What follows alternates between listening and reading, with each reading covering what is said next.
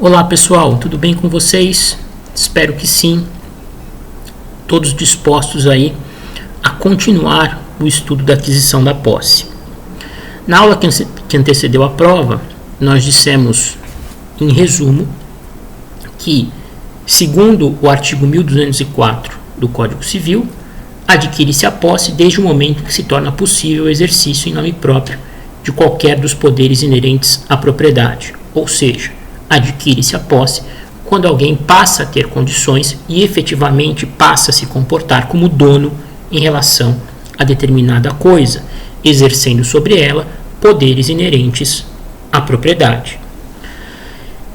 Existem formas originárias e derivadas de aquisição da posse. Nas formas originárias, a posse adquirida se livra de todo e qualquer defeito ou mácula que porventura a maculasse anteriormente. Citamos até o exemplo da bolsa na lixeira, a moça que, caminhando pela rua, visualiza a bolsa abandonada na lixeira e resolve se apropriar dela, passando a exercer uma posse originária, livre de qualquer vício ou mácula que porventura recaísse sobre a posse anterior da pessoa que abandonou a bolsa na lixeira.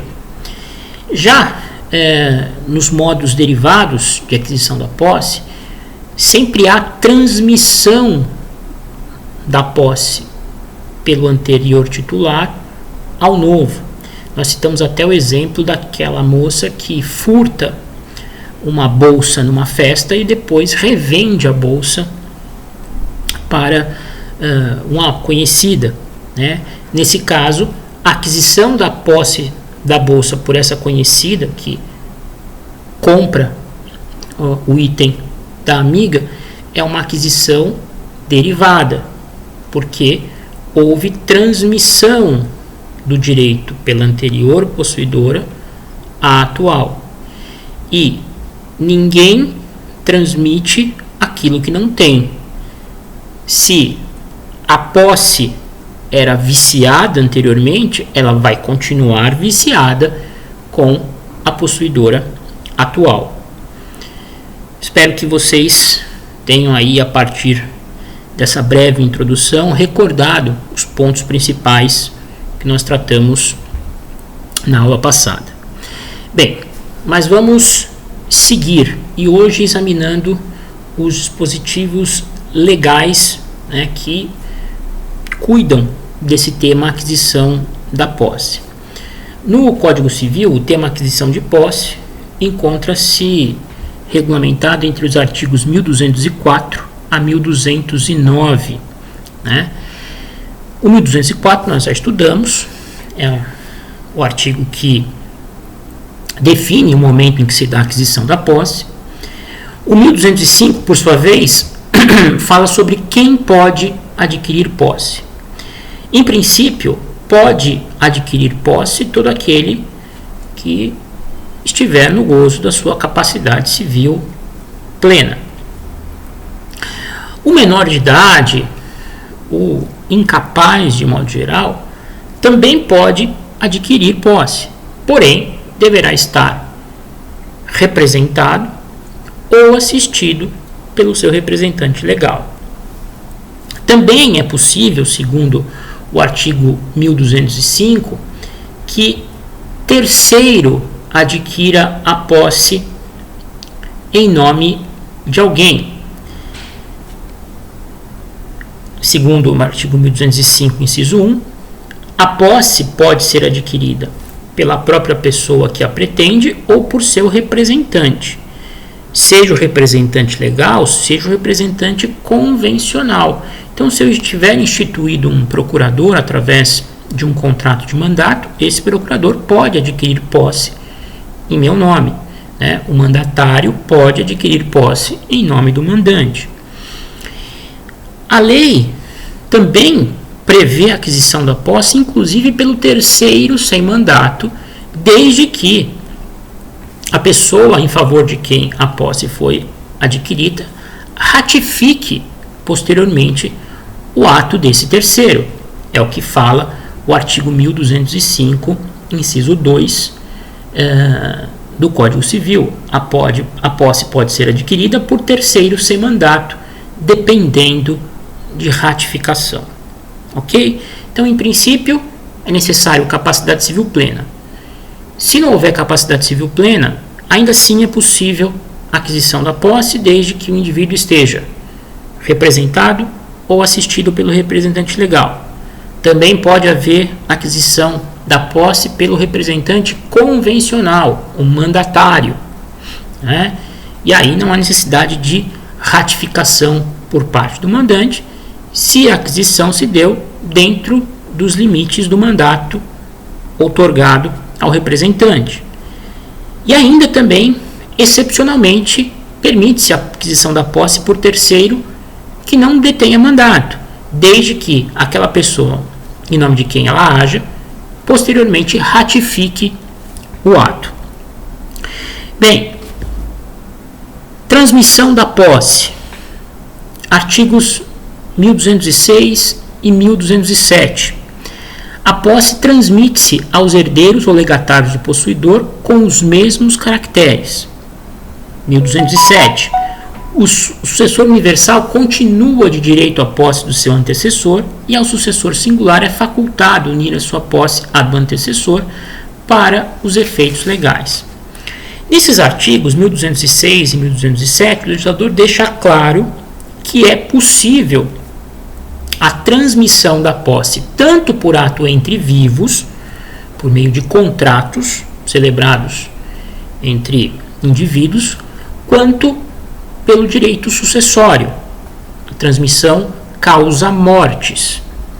Inclusive, o legislador deixa claro que, tanto no caso da transmissão causa morte, quanto na transmissão entre vivos, a posse conserva os mesmos caracteres que a marcavam antes da transmissão. Então, vamos imaginar uma transmissão causa-mortes. O sujeito falecido obteve a posse do imóvel através da prática de um ato de violência. Ele expulsou o anterior possuidor do terreno que ele possuía até antes do falecimento. Evidentemente que os seus herdeiros herdarão o terreno, a posse sobre aquele terreno, que não havia propriedade. Os seus herdeiros herdarão a posse sobre o terreno, mas a posse injusta que o falecido tinha em relação àquele que foi vítima da violência através do qual se deu a aquisição do bem. Ok? O mesmo vale, como também dito na aula passada, em relação à transmissão por ato entre vivos. A posse transmitida por contrato continuará mantendo todas as características que a marcavam antes da transmissão. Se se tratava de uma posse injusta, ela vai continuar sendo injusta, né? Se se tratar de uma posse, vamos supor, natural, ela vai continuar sendo natural. Se for uma posse civil, vai continuar sendo civil. Enfim, ela vai conservar os mesmos caracteres. Também nesses artigos 1206 e 1207, é preciso dizer que a lei deixa claro que é possível o novo possuidor somar a sua posse para todos os efeitos legais a posse do antecessor. Essa regra assume particular relevância na uso capião. Vamos imaginar a seguinte situação: o sujeito, aquele mesmo sujeito que havia invadido o imóvel, expulsado o possuidor anterior com violência, ao tempo do falecimento já tinha 5 anos no exercício da posse sobre aquele bem. Então ele expulsou lá o anterior possuidor e já estava há 5 anos exercendo posse quando veio a falecer. Os herdeiros, vamos imaginar que ele só tenha deixado um único filho, esse único filho herda a posse do pai. Herda uma posse com todas as características daquela que o pai exercia sobre a coisa. Uma posse injusta e de má fé, porque adquirida pelo falecido ciente de que havia um obstáculo à sua aquisição. Não fosse isso, não teria usado a força para obter a coisa do anterior possuidor. Bem, mesmo a posse injusta e adquirida de má fé pode conduzir o possuidor à aquisição da propriedade via uso capião. Nós veremos no segundo semestre que isso ocorrerá quando o pretendente a uso capião demonstrar o exercício ininterrupto da posse, sem oposição, por 15 anos, podendo, em certas circunstâncias, esse prazo de 15 anos ser reduzido para 10. É a chamada uso capião extraordinária, que encontra-se prevista no artigo 1238 do Código Civil. O herdeiro do falecido poderá acrescer a sua posse, que se iniciou com a abertura da sucessão, com o falecimento do genitor, à posse anterior do decujus. Então ele pode pegar aqueles 5 anos de posse do decujus, acrescer a sua posse para completar os 10 ou 15 anos exigidos para uso capião extraordinário. Do mesmo modo, aquele que adquiriu direitos possessórios através de contrato do anterior possuidor poderá somar, acrescer a sua posse, aquela já exercida anteriormente pelo anterior possuidor, para todos os fins legais, especialmente para fins de uso capião, né? E aliás, essa soma de posses também ganha relevo na questão das ações possessórias, né? Porque você pode somar a posse do antecessor com a sua para a caracterização, por exemplo, da posse velha, que impede aquele que se diz vítima de obter a retomada liminar da coisa.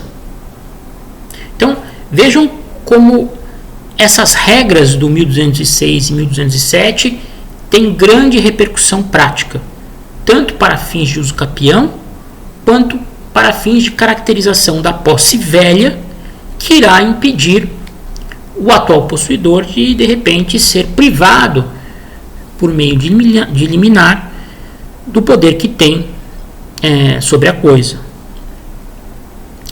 Bem, o 1208 nós já estudamos, né? Quando diferenciamos a posse da detenção. Diz lá o legislador que não induz em posse os atos de mera permissão ou tolerância, assim como não autorizam a sua aquisição os atos violentos ou clandestinos, senão depois de cessar a violência ou a clandestinidade. O que se estende também à precariedade, como nós falamos em aulas passadas, né? Enquanto o sujeito mantiver a coisa consigo com emprego de violência, escondido na clandestinidade, ou sem deixar claro para o anterior possuidor que o seu poder sobre a coisa é exercido no interesse próprio, ou seja, sem abusar da confiança de quem lhe cedeu a coisa, nós não teremos posse, mas sim mera detenção. Bom, eu não vou novamente explicar a miúde o artigo 1208, porque nós perderíamos tempo, e eu já deixei registrado em vídeo anterior uma explicação completa de todas as consequências que daí decorrem. E por último, para a gente encerrar esse vídeo e o tema aquisição de posse, o artigo 1209 estabelece uma presunção, a presunção de que a posse do imóvel faz presumir até prova em contrário a das coisas móveis que nele estiverem. Então, se eu exerço posse sobre um determinado imóvel, até prova em contrário, toda a mobília que o guarnece também é de minha posse. É uma presunção, como se pode ver, relativa, iuris tantum, que admite prova em contrário, mas até prova em contrário, quem tem a posse do imóvel presume-se também titular da posse dos bens móveis que o guarnece. Ok? Espero que tenha ficado claro. Qualquer dúvida, estou à disposição. No próximo vídeo trataremos da perda da posse, outro tema também bem importante.